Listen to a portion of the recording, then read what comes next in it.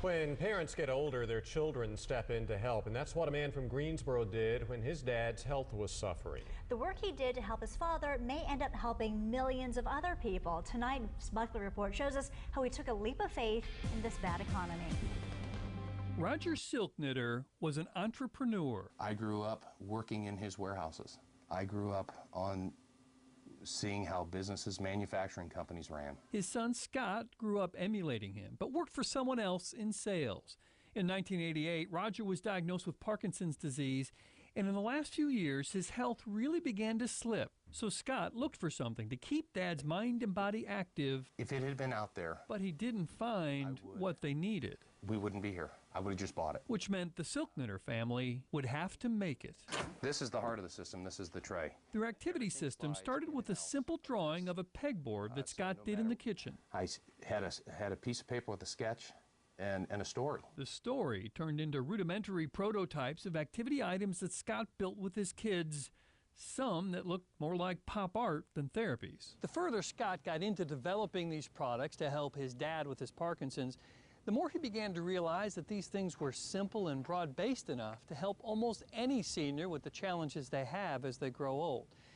But even Scott didn't realize quite how much they could help until he came here to the Adult Center for Enrichment near Greensboro. When I first saw it, I immediately saw that there were going to be people that would benefit from it. What I didn't see is how many and how across the board it can be helpful. Men like Donald, whose mind works but has difficulty getting his body to follow, uses some of the therapies to build confidence.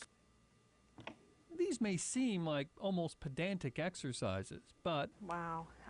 Well, it's huge because it's a simple task if everything's working. And Scott was quickly finding out that his father's story of so many things no longer working was a story being told in countless homes across the country, which is why less than a month after he released his first products, we're in adult day centers, assisted living, skilled nursing, people's homes. People are buying it online. They go from oversized peg games like tic-tac-toe to a magnetic puzzle that you can order with a picture that seniors would recognize, or even one of your own that you upload through their website. The grandkids, the wedding photo from 40 years ago. They call it R.O.S. therapies, the initials of Scott's dad, Roger, and it has become a labor of love. And then you can put those boards back and I'll get the rest tonight. This afternoon. And a family affair. $2 an hour, huh? I know, you can't.